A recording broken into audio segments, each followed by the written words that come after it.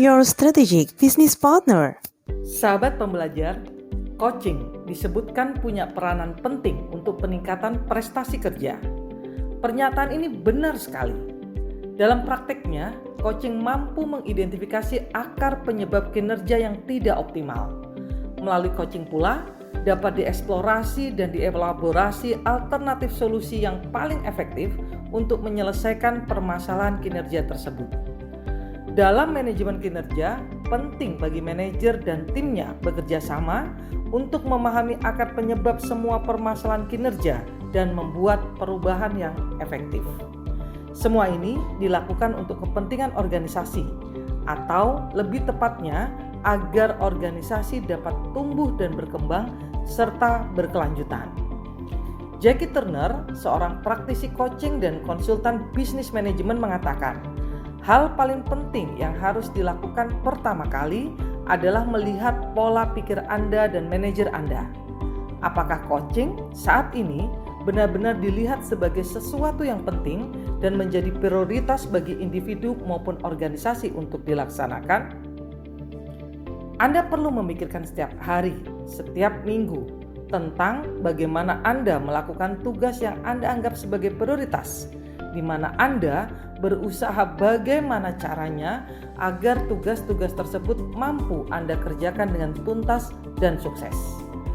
Dalam suatu survei yang dilakukan di industri jasa call center ditemukan bahwa lebih dari separuh pemimpinnya ternyata menghabiskan lebih dari 2 jam waktu kerjanya untuk merespon email setiap harinya.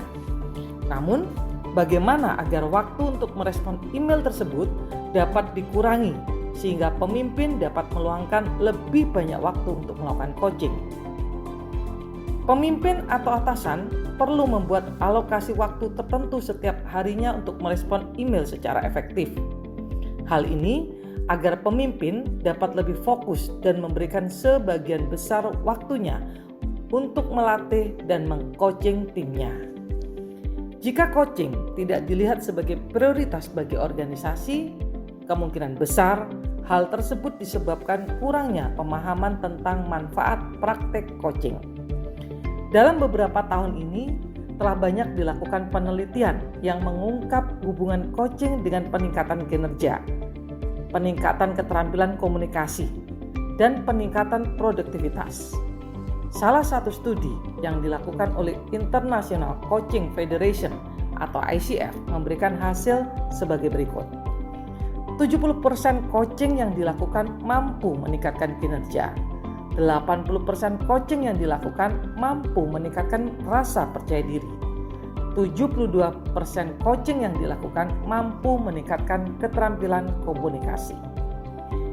Mengafirmasi hal tersebut, Jackie menambahkan bahwa HRD atau bagian training hanya mengirimkan pegawainya ke pendidikan dan pelatihan yang sifatnya formal dan tidak menindaklanjuti pelatihan tersebut dengan memberikan coaching dan atau mentoring sebagai tambahan pembinaan, maka ada peluang besar yang bakal terlewatkan. Setiap pemimpin, atasan, dan jajaran manajemen dalam organisasi perlu memikirkan manfaat coaching dalam jangka panjang, dan oleh karenanya mendorong mereka meluangkan waktu untuk melakukan coaching, membudayakan coaching. Jika pemimpin atau atasan menemukan diri mereka jatuh ke dalam perangkap untuk selalu atau lebih sering memberikan jawaban atau arahan setiap kali anggota timnya meminta nasihat, maka yang umumnya terjadi adalah timnya tersebut menjadi terlalu bergantung pada atasan atau pemimpinnya. Tentu saja, hal ini tidak baik bagi kinerja tim dan organisasi dalam jangka panjang, baik dari aspek problem solving, kreativitas, kemandirian, pengambilan keputusan, dan tidak kalah pentingnya adalah berkenaan dengan upaya organisasi melakukan kaderisasi atau suksesi. Hal lain yang perlu dipertimbangkan pemimpin atau atasan dengan tipe dominan dan one man show adalah arahan atau nasihat ternyata tidak cukup mampu mengeksplorasi dan mengeluarkan potensi-potensi dan ide-ide terbaik setiap pribadi dalam timnya. Jadi, Alih-alih melakukan hal tersebut, penting bagi para pemimpin atau atasan lebih intens melakukan dan membudayakan coaching di tempat kerja.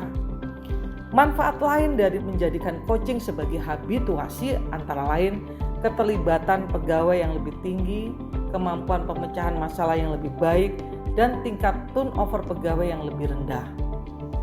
Anda, para pemimpin dan atasan, tentu tidak ingin melewatkan manfaat-manfaat tersebut, bukan?